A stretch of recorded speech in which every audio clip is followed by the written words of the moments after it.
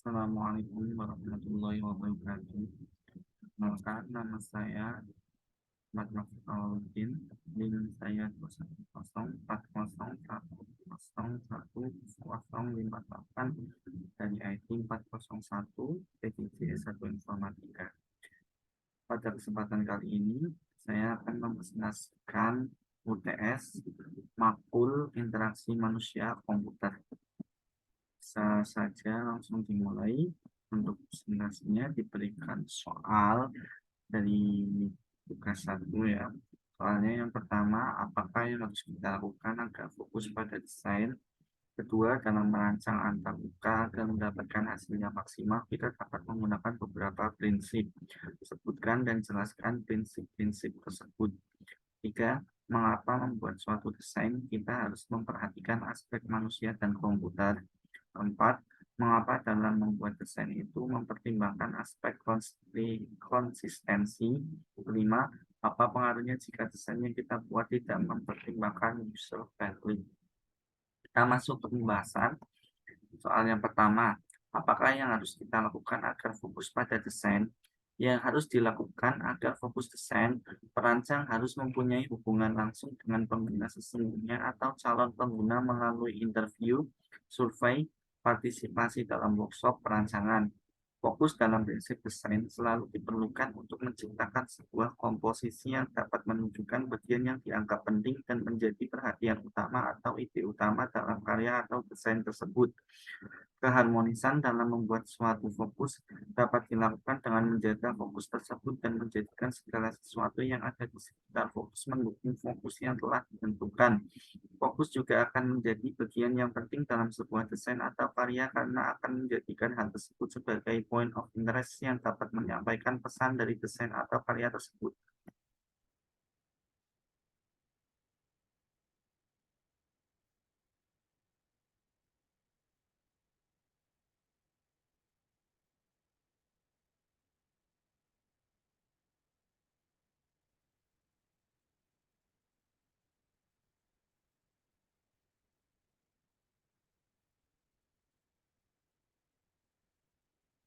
Dalam merancang yang kedua, soal kedua, dalam merancang antarmuka agar mendapatkan hasil yang maksimal, kita dapat menggunakan beberapa prinsip. Sebutkan dan jelaskan prinsip-prinsip tersebut. Prinsip-prinsip dalam desain. Pertama, gunakan dialog yang sederhana dan natural. Cocokkan tugas pengguna pada suatu cara yang natural. Hindari jargon, teknospeak. Tampilkan info yang user perlukan secara tepat. Berusaha untuk konsisten. Urutan aksi, perintah, layout, daftar kata-kata penting. Buat lebih banyak prediksi. Sediakan umpan balik yang informatif. Secara terus-menerus memberitahukan pengguna tentang yang terjadi. Paling penting yang sering dikunjungi aksi yang nyata. 4. Minimalkan beban ingatan user. Pengenalan lebih baik dibandingkan mengingat. Deskripsikan format input yang diperlukan meliputi contoh dan default. 5. Mengizinkan perubahan aksi yang mudah. Unduh. Kurangi kebimbangan, anjurkan percobaan. 6. Sediakan tanda exit dengan jelas. Jangan membuat user merasa terperangkap. 7. Sediakan shortcut. Memungkinkan user untuk menjalankan operasi yang sering dipakai dengan cepat, keyboard dan mouse navigasi di antara Windows phone. Mendukung fokus internal dari kontrol, menangani kesalahan dengan lancar dan secara positif dengan memberi petunjuk tentang kesalahan yang dilakukan user dan langkah perbaikannya. Sediakan help dan dokumentasi.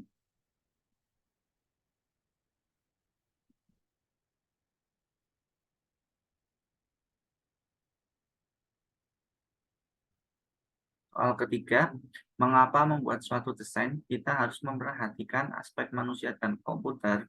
Aspek manusia diperhatikan karena melihat manusia tersebut dapat mengedit atau tidak dan mempunyai kreativitas yang lebih atau tidak. Aspek komputer diperhatikan karena dalam mengedit desain, kita harus memperhatikan spesifikasi komputer terhadap software atau aplikasi yang kita gunakan. Bagaimana membuat desainnya sistem yang efektif?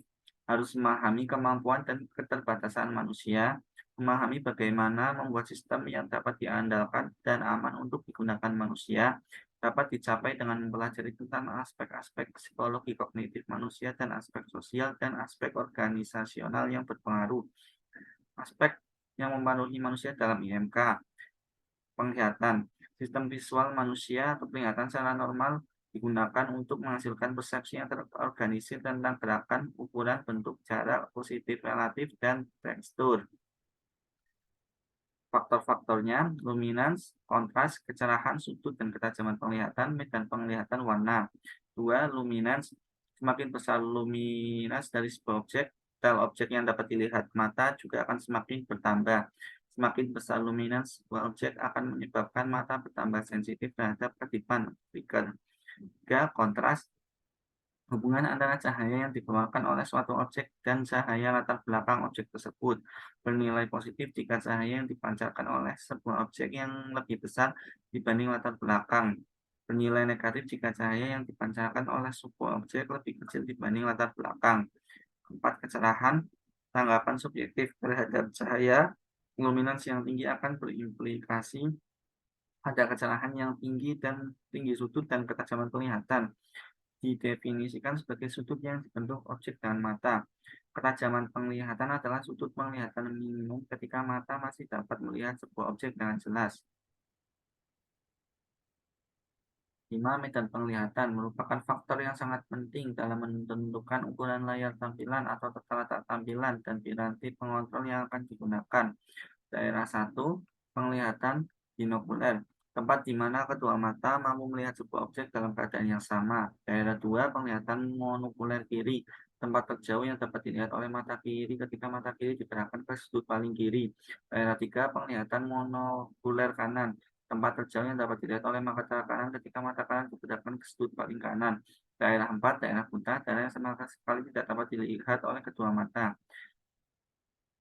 6. Warna merupakan sensasi yang diperoleh oleh mata. Panjang gelombang cahaya tanpa berkisar antara 400 sampai 700 nm dengan luminance konstan dan jumlah cahaya putih yang ditambahkan dijaga tetap. Seorang yang memiliki penglihatan normal mampu membedakan 128 warna. 7. Pendengaran. Media suara dimanfaatkan untuk memberi umpan balik kepada pengguna meski belum banyak program aplikasi yang memanfaatkan suara pendengaran sebagai sarana. 8. Sikap dan kecemasan manusia. Sikap negatif pengguna dapat memengaruhi unjuk kerja pengguna serta mempengaruhi kemampuannya untuk mempelajari sistem komputer. 9. Kendali motorik. Kendali motorik pada pengguna adalah kedua tangan yang masing-masing memiliki jari tangan yang digunakan untuk menginputkan data atau perintah. Soal selanjutnya, mengapa dalam membuat desain itu mempertimbangkan aspek konsistensi?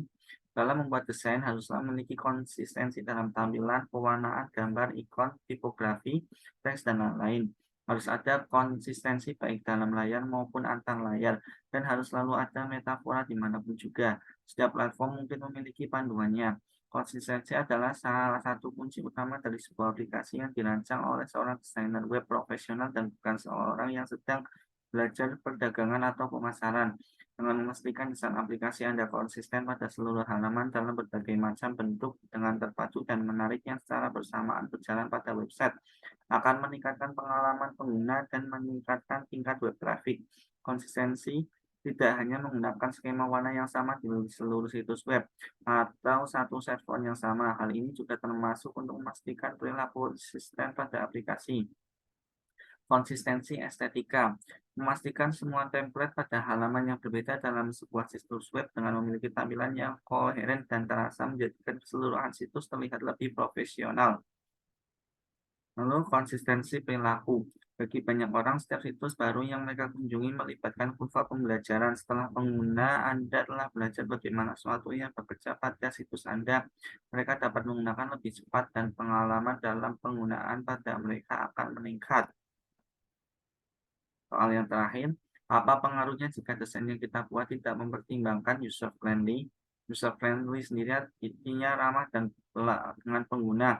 Dalam kaitannya dengan desain yang tidak mempertimbangkan user friendly, maka desain yang dibuat tidak akan memperhatikan aspek berikut. Agar sistem komputer yang digunakan user bisa memperhatikan aspek-aspek kemudahan user, efektivitas, fleksibilitas, dan keluasan, kemudahan dipelajari, sikap orang terhadap sistem. Hal tersebut mengakibatkan desain yang dibuat membingungkan user sebagai pemakai desain kita dan bisa saja user tidak mengerti desain tersebut. User akan kesulitan dalam mengoperasikan aplikasi dari hasil yang kita desain. Akan ditinggalkan user dan beralih ke kompetitor aplikasi yang jenis. Akan kalah bersaing dengan kompetitor aplikasi jenis. Nilai jual dari hasil desain akan menurun dan mengalami kerugian. Sekian presentasi dari saya. Mohon maaf apabila ada kesalahan tutur kata. Wassalamualaikum warahmatullahi wabarakatuh. Terima kasih.